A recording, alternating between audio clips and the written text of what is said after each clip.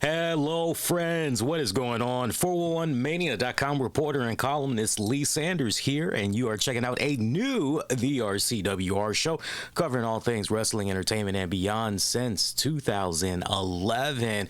Hey, we are dropping this episode for you guys to pretty much help kick off your new work week as we're talking about that good old wow Women of Wrestling fallout from this weekend as it was in weekend syndication. Hope you guys been good. I know we had missed, I think the way we're doing this, if you've kind of noticed the pattern by now, we're basically letting a whole week go by so that when we do circle back, we're pretty much tackling 2 episodes in one. That's pretty much how we've been doing it the past couple of weeks.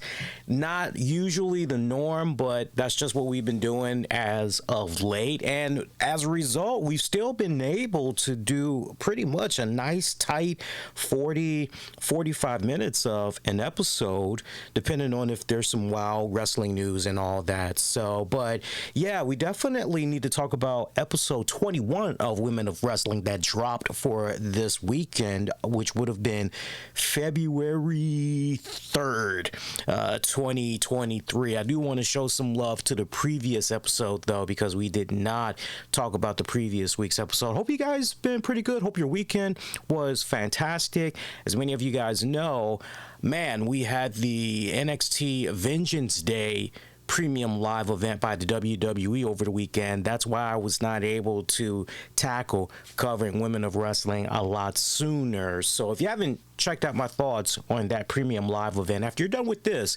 definitely represent and check it out. It's available on demand and on the downloads wherever you get your podcast. Just search the RCWR show. Hey, want to give some mad love to those of you that's been sharing my interview with WoW Superheroes' own Jessie Jones. It was a great joy to sit down with her some weeks back and do that interview. I loved it. I loved it, and I've been following her work for a good number of years now. So if I were to even try to lie and say to you guys that it didn't give me goosebumps, that it didn't tickle me silly to be able to finally sit down and have a conversation with her, I'd be lying to you guys. But we had got some nice weekend coverage on social media from decent amount of folks that were going out of their way to not only check out transcript highlights of my conversation with Jessie Jones, but to also check out the interview itself. Now, we made the audio interview be available pretty much as soon as the interview was conducted, but the video version of our conversation was never made available. I was having some overlay / rendering issues because the way that our conversation was presented, it wasn't a side by side. You could see both of our videos, because normally when I do interviews, especially remote interviews, I like for it to be recorded in that fashion where you can see them in their respective box and you can see me in my respective box, and then all I got to do is just go in, put in a nice pretty overlay, and then it's ready to go. The people that were recording it, they basically had it set up in a, when one speaker talks, it's pretty much on them, and then it'll go back to the other one, and it's just like ping pong basically. So it made the whole rendering process a little bit for me, and I was trying to figure out if there was any type of way if I could try to get around how it was presented. I was trying to figure out if there might have been a way to actually try to entertain the idea of maybe having some type of a custom overlay for Jessie's. And the few people that were willing to, work on this for me, they were saying the weirdest thing. They were saying, well, we can remove Jessie's background and we can remove your background. And then I'm like, wait a minute. Why are we even, like, Jessie's got a cool background. I've got a cool background. No, I'm just talking about somehow creating a nice little overlay. I'll do it myself. And so now that I see how it came out, since I did it myself, I wish I would have put it out a little bit sooner. But hey, man, it's all good. You guys are showing it love.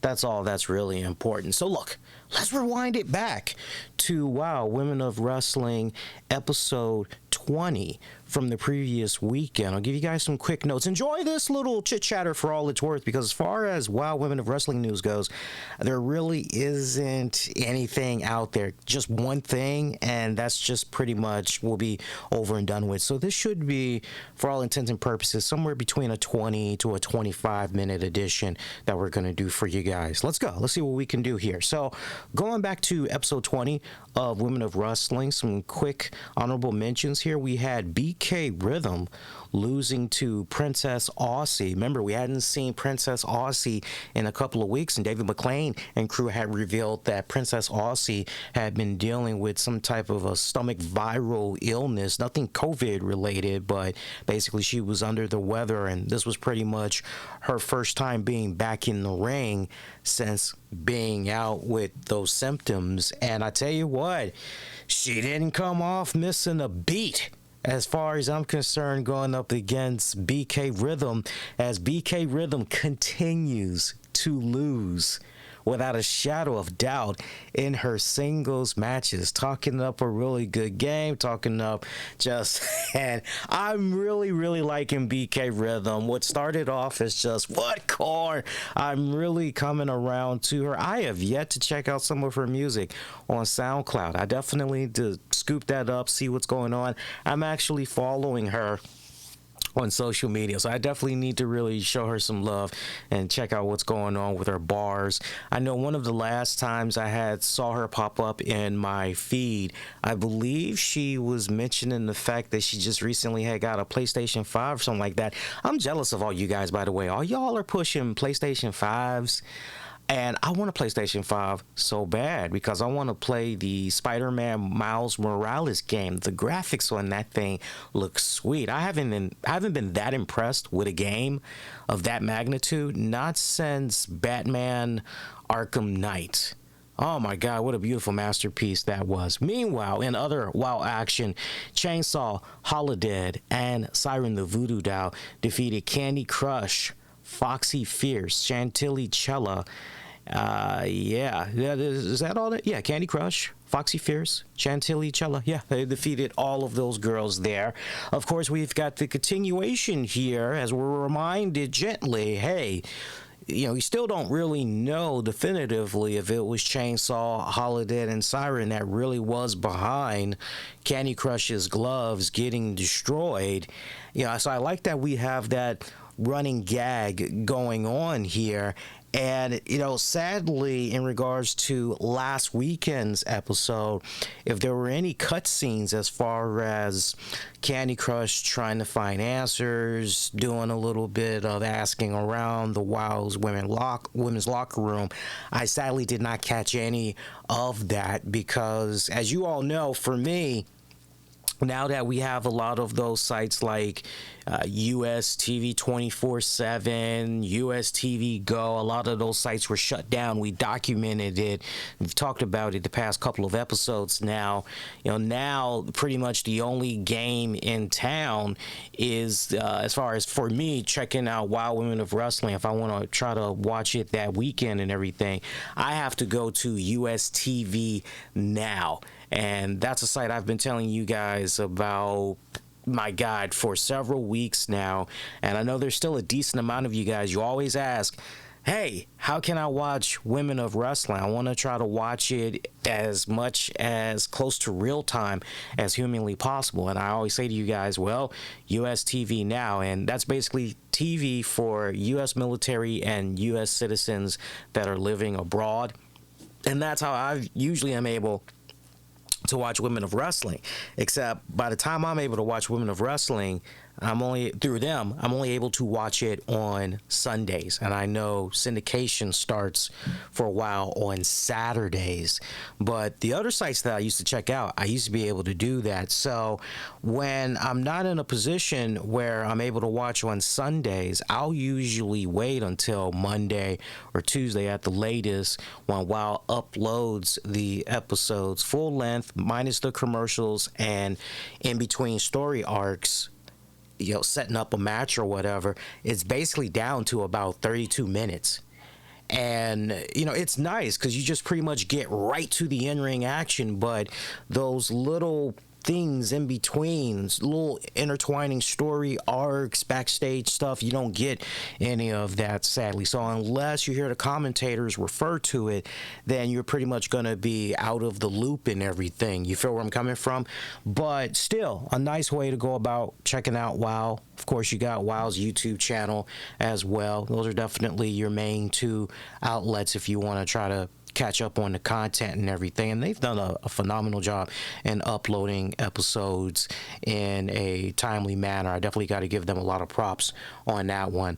But yeah, I thought this was kind of interesting what was going on here, because you're under the impression that Candy Crush still hasn't quite gotten down to the bottom of what all. Meanwhile, Steffi Slays, nowhere to be found. And I'm telling you guys, I still feel in my heart of hearts, Steffi Slays is the one that ultimately is behind what went down with those gloves. I'm going to be talking a lot more about Steffi Slays in a little bit, and for very good reason, because it sets up a pretty nice segue as we get ready to talk about this past weekend's new episode of Women of Wrestling, episode number 21. But continuing on with just bullet point thoughts on episode 20 of Women of Wrestling, Tonga Twins, in a shocking upset, they lost to Coach Campanelli and Randy Rara. I did not see this coming, and you talk about a major hiccup right here. Yeah, I looked at this and I felt, okay, well, Tonga Twins, they were essentially screwed there by Sweet Heat, Laura, and Lindsay. The Twins, the current WoW Tag Champions. And I felt, okay, well, you know what? If we got to do anything, we got to make sure that in regards to the Tonga Twins, we continue to have them string up victories. And if there is going to be some type of shenanigans at play, maybe it's going to be a numbers game, or there's going to be an excessive amount of cheating involved. It's really a handicap because they're doing their thing, but there's so much outside interference going on. I thought it was going to be one of those type of scenarios, and the way that they had this match play out with the Tonga Twins losing to Campanelli and Rara, totally an upset. Great match. Out of episode 20, I would have to say that was my absolute favorite match from that episode, that tag match. All of those girls firing it off on all cylinders. Really good back and forth. Campanelli, Randy Rara really finding their stride as a tag team. I gotta say, as far as, okay, let's just put this person and this person together, and we hope that it's gonna click.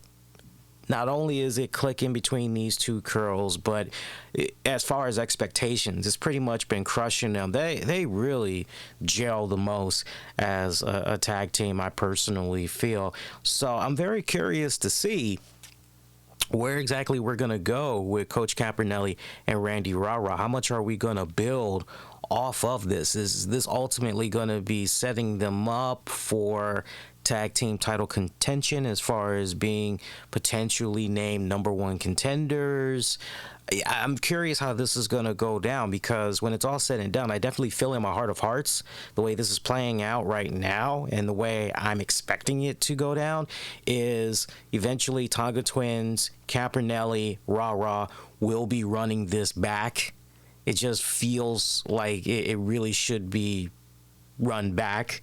Hopefully that's what's going to go down. But I got to say, given what happened with episode 21, I'm a little bit unsure at this point. And we'll talk more about that in a hot second. I'd go there now because it's a great segue, but I don't want to mix it up too much and have everybody be confused that's checking this out for on demand and on the downloads. Main event match for episode 20, Tormenta losing to Leah Makoa.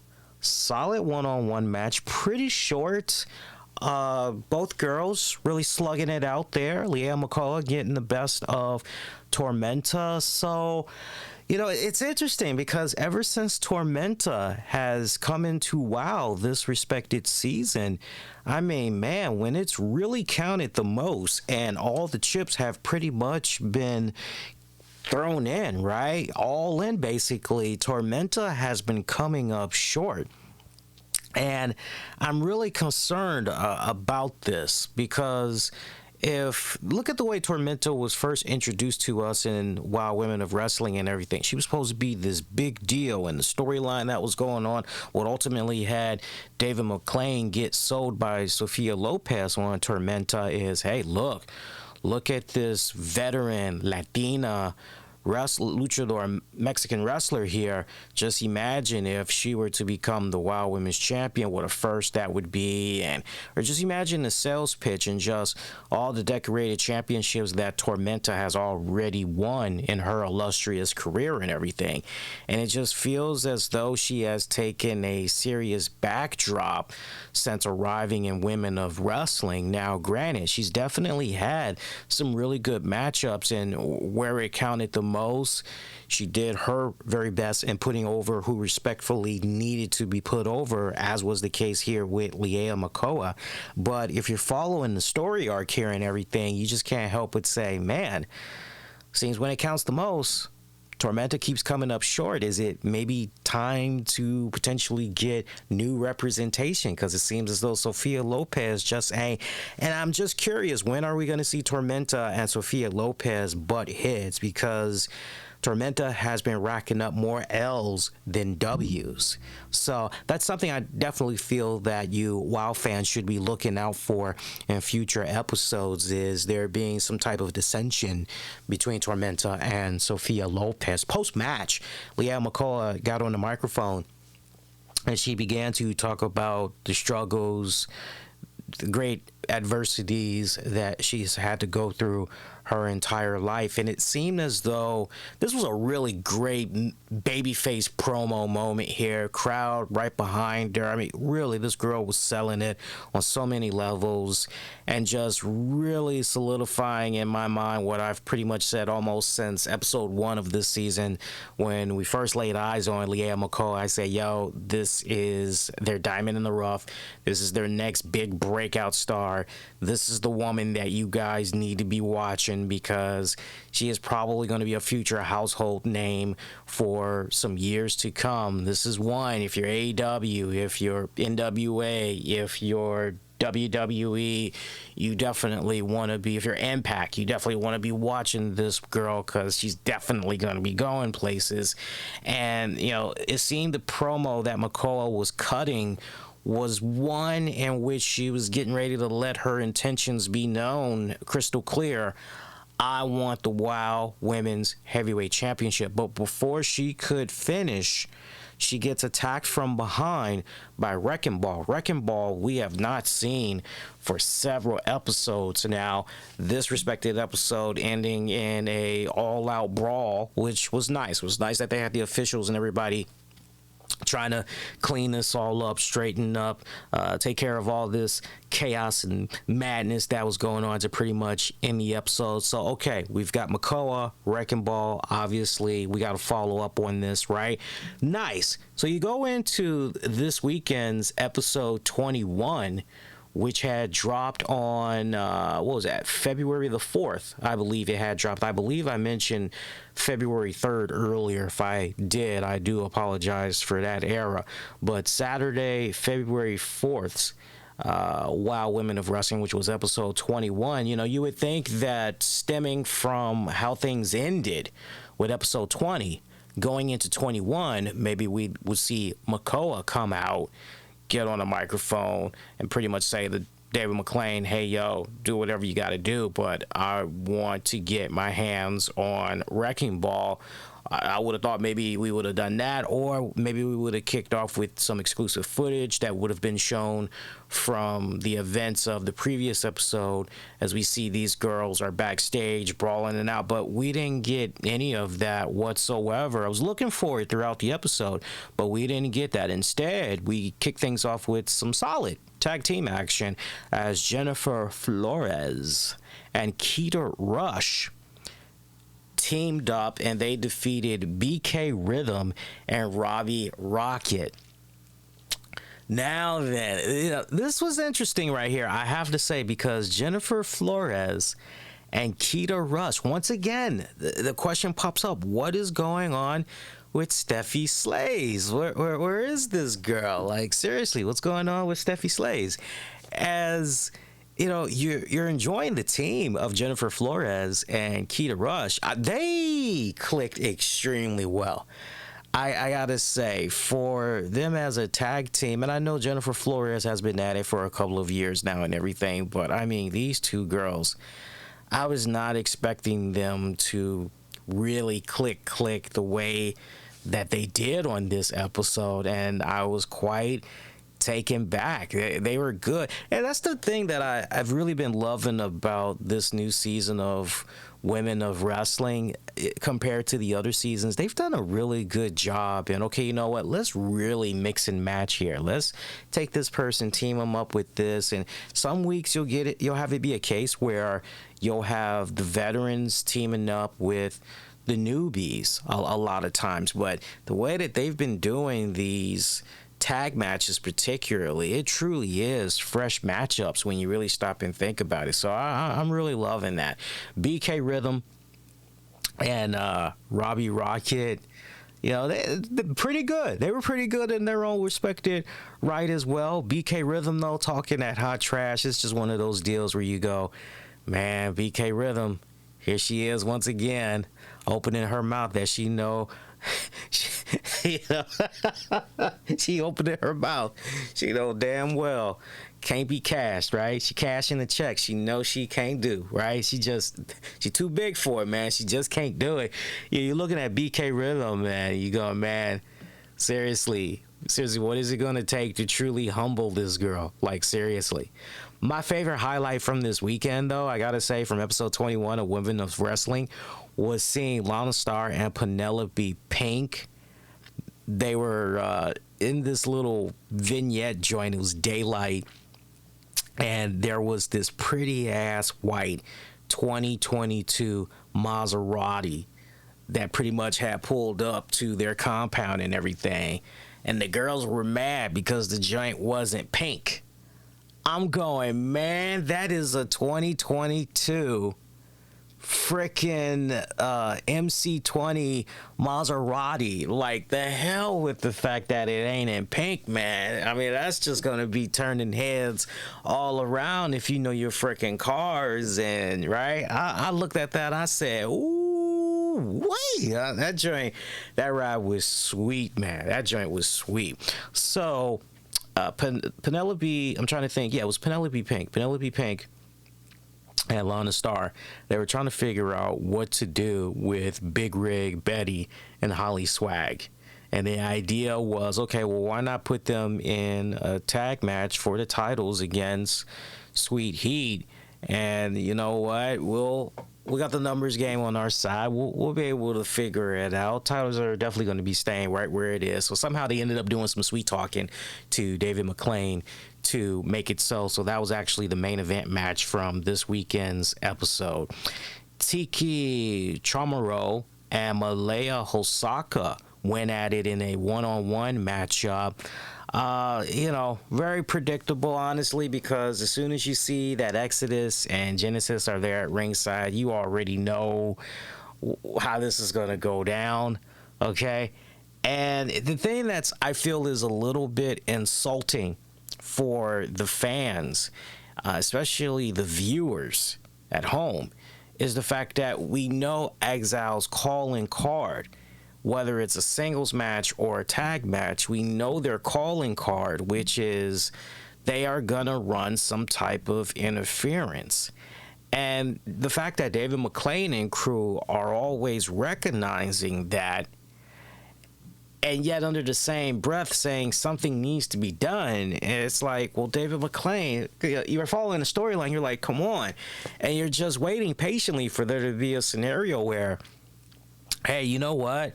For what it's worth, going forward, okay, any one-on-one action these Exile girls are in, then the other girls, they gotta remain in the back or get heavily fined, right? Tag team action, okay, are we calling for two or are we calling for all three of them? If we're calling for only two, then obviously one of them has to stay in the back, otherwise get a heavy fine. All three will have to pay, right? Some crap like that. And, at least if we see them defy the odds, they don't care about that. Yeah, at least we can have there be some type of a running gag where essentially David McClain and crew, they've done everything that they humanly have possibly, like, anything that they could come up with. They've exhausted all leads, and ultimately, okay, you know what, we have no choice but to do XYZ. I just would like it if we could do that, because we've been seeing this playing out with Exile for a good minute now. But the match itself between Tiki and Malaya, I thought the young new upcomer in Tiki Chamorro held her own against the veteran there in Hosaka. Hosaka, as well as Jessie Jones and a couple of others, Selena Majors, they're the main girls, AJ Mendez, they're the main ones that's training all these newcomers for WoW and everything. But, it was a nice match for what it was worth. Post-match, 3-on-1 beatdown on Tiki. This had the Tonga twins come out for the save. And they pretty much said, hey, look, we all might be from different islands, but we all are Polynesian. I'm sorry for butchering that. They're like, hey, we represent our culture, and, be damned if y'all continue to gang up on this girl like y'all been doing. So you know what? We're going to make this simple. We want all three of you all in exile to go up against us, next go around. So I believe we maybe are going to get that match on the next episode, because I remember when we saw clips from a preview, if you will, from next week's show, kind of seemed as though maybe we were going to get that. But you know what? It's about damn time, because honestly, you're looking at the Tonga twins, and then you're looking at Tiki, and you're like, wow, the gear, very similar. The culture, seems very intertwining here. Maybe they could be related. Then again, maybe not. But you just kind of felt this feels like it would make a lot of sense. Let's go there. So I like that. I think it's a good move. I know they've had Tiki briefly rubbing elbows there with Leia Makoa, and that was pretty much short-lived for all intents and purposes. So to go in this direction, I'm okay. But then at the same time, remember Tonga Twins, that upset defeat by Coach Capernelli and Randy Rawa from the previous episode. No acknowledgement, no nod to that whatsoever. Definitely was taken back by that. But, hopefully they'll bring that back full circle. Amanda Rodriguez, the girl formerly known as Commander Spars. Yeah, she got a makeover, apparently. I wish I would have been able to see the backstage story arc in question, but from what I understand that David McClain and crew had set up on this episode, apparently Commander Spars had got a makeover, if you will, as Gigi Dolan, I guess, made a strong sales pitch to her. Hey, what are you doing? Why are you messing around with...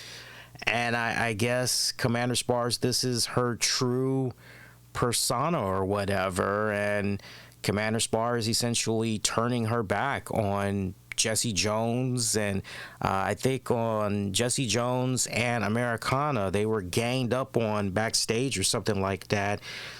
Makeup ruined, lipstick drawn all over their face and markings and everything. So this was pretty much the big payback match, if you will. You know what? I would have preferred it better with Commander Spars and oh God, what was the girl from last week? I had came up with this really cool. I would have to actually look at the roster real quick, so just indulge me. But I remember I had came up with a really cool story arc that I was really behind, where I said, yo, what exactly is going on here with Commander Spars? And I think G.I. Jane, maybe that's the girl I'm thinking of. And I had said, hey, why is Commander Spars getting such great hostility here from G.I. Jane? Does this go back to when they both were serving in the military, same branch, and something weird had went down? Go back, you'll hear what I laid out, and it made all the sense in the world if that was the direction you wanted to go in and everything. But the fact that they pretty much had abandoned it, I mean, we never did really see that arc really come to fruition and really understanding why G.A. Jane had such hostility against Commander Spars. And we never really will know now, because in just one episode, Commander Spars has become Amanda Rodriguez, a completely repackaged character.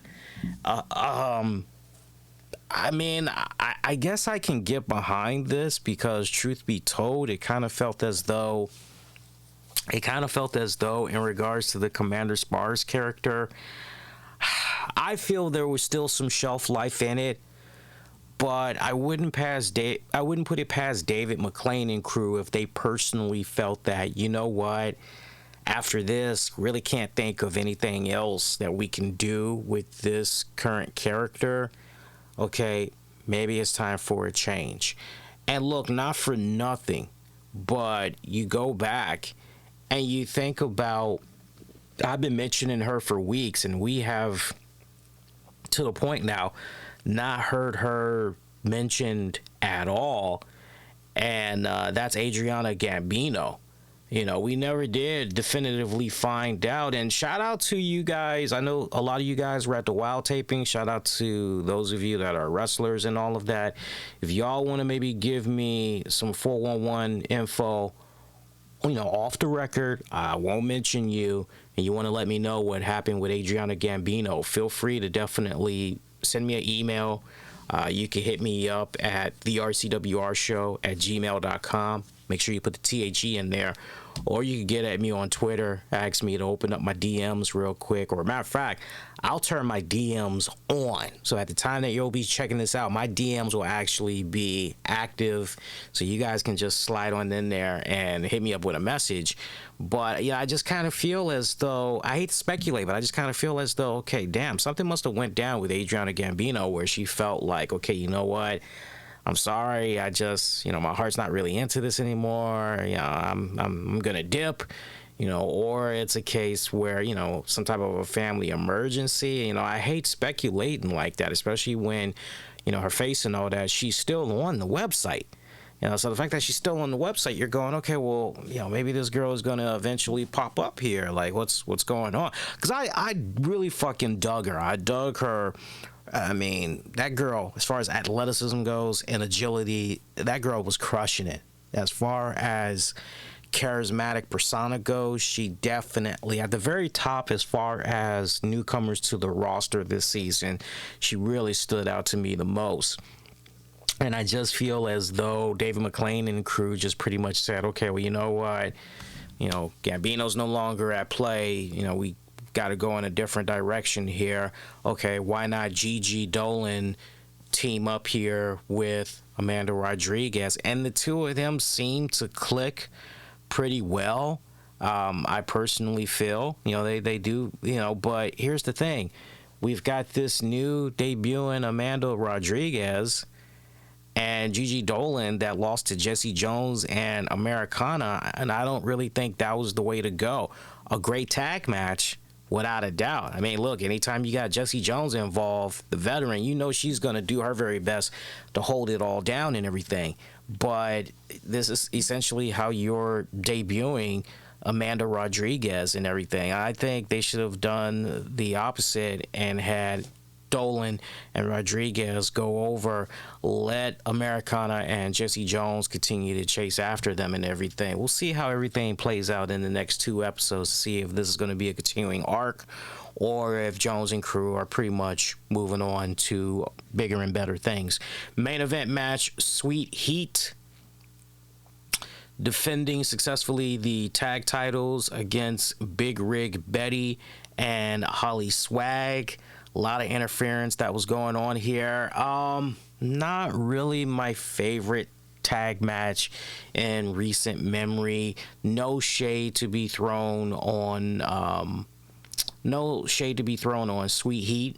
Sweet Heat, you know, they did everything to make it as entertaining as humanly possible, but, you know, for whatever respected reasons, I just could not find myself really getting into this matchup. it's interesting because it's interesting. I'll say this much. I really feel as though some women that are part of the WoW roster, you're part of the WoW roster, and that's great and all, but it doesn't always mean that we need to see you wrestle. And I really feel as though Big Rig Betty and Holly Swag would have been just more suitable as comedic relief characters that are just popping up in little key different story arcs. That's just how I personally feel. They almost kind of give me and this is not in an insulting way, but I think you guys will kind of understand where I'm coming from. But anybody that ever watched an episode of Power Rangers from back in the day and you're reminded of Bulk and Skull, right? Bulk and Skull, they never got down and dirty and fought putties and all that other stuff. They just pretty much had popped up. They were there to try to do a little bit of comedic relief. They were there doing their Laurel and Hardy little bit or whatever, and that pretty much was it. And then we'd get back to our regularly scheduled program. And I was kind of under the impression that initially that's where we were kind of going to be hitting with Big Rig Betty and Holly Swag. And, now that, okay, no, you're actually going to be watching these girls wrestle now on a regular basis. I like the fact that it's a mother-daughter combo, and not for nothing, but you think about Saraya Knight, and right, you think about the family there, the Knight family. But yeah, I could not get into this match for the love of me, and I love all things women's wrestling, but I could not get into this. I don't think this was worthy of being in the main event spot. I think of all the matches that was on the card for this week, this one was definitely the weakest, but kudos to Sweet Heat. They definitely carried their respected workload. They tried to make it as entertaining as possible. Love their heel-like mannerisms, working the crowd. They're bumping like a mofo and all that, but yeah, that pretty much was it for me in regards to this episode. Now, as far as women of wrestling news goes, the last thing that I remember seeing from WoW, they actually had put out a post on social media, and I'm trying to see if I can find it, but it looks like they were doing a casting call. Let me see if I can actually find it real quick, and I will gladly hang on here. Apparently, the women of wrestling had appeared on a new episode of Let's Make a Deal, for you guys that maybe are interested in going back and checking that out when you get a chance. Let's see. I'm trying to see if I can find it for you guys real quick. So I remember seeing a casting call and I said, oh, hey, that's pretty badass. Let me see here. If I can find it, great. Yeah, I still can't find it. Let me try this real quick. I'm on Twitter right now, so I want to give you guys a heads up on this. I'll say casting call. No, that didn't. Let me see. Maybe try out. Yeah, nothing. Nothing, guys. That fucking sucks. Nothing. I know I had... I found it. There we go. I found it.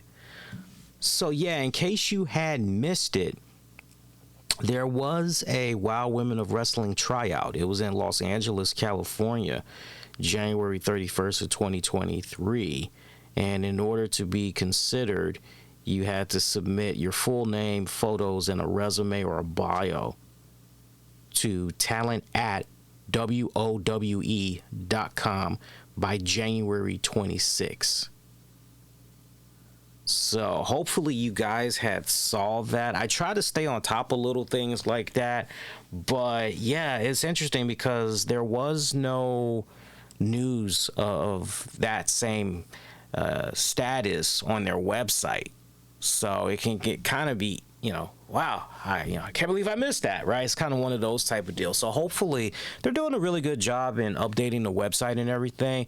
But I think going forward, if there's going to be tryouts, definitely whoever the webmaster is for the WoW website, you definitely want to make sure that you're also putting that information on your site clear as day. But yeah, because I stay visiting the website, and when you go to news, nowhere there to let you know what was going on and all of that. And for the most part, they do a pretty good job in updating their site for all intents and purposes. But yeah, I'll stay on top of that for you guys, let you all know what's going on.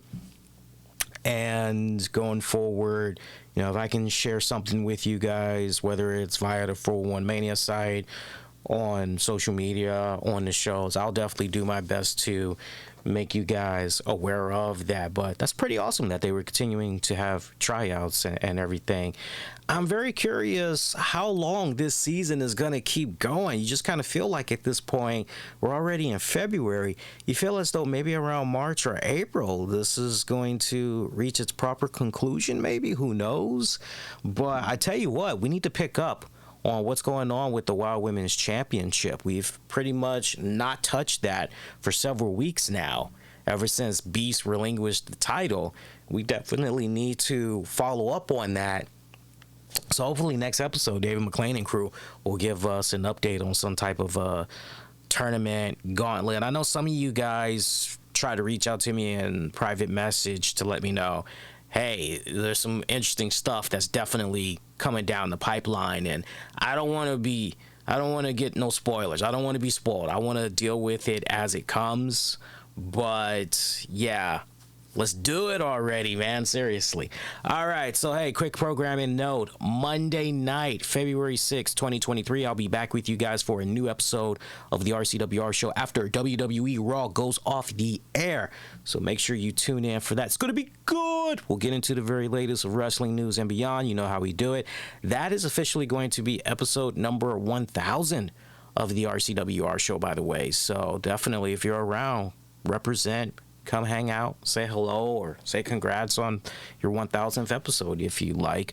But that's going to be going down at 11:05 p.m. Eastern, a few minutes removed after WWE Raw goes off the air. Be kind, rewind, check out previous episodes you might have missed on demand and on the downloads wherever you get your podcasts. Just search the RCWR show. You can get at me on Twitter and Facebook, the RCWR show. And definitely check out the podcast wherever you get your podcasts. We're everywhere, man. Apple, Spotify, Stitcher, iHeartRadio.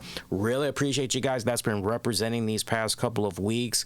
I've been checking out the download stats, and you guys have been representing big time. So keep it coming, especially you guys in the Florida, New York area, DC, Massachusetts. Shout out to you all in those particular areas. Y'all have really been representing and checking out the show. Love that. We'll do it for you guys next go round. Until then, please be safe and be kind to one another. Peace, y'all.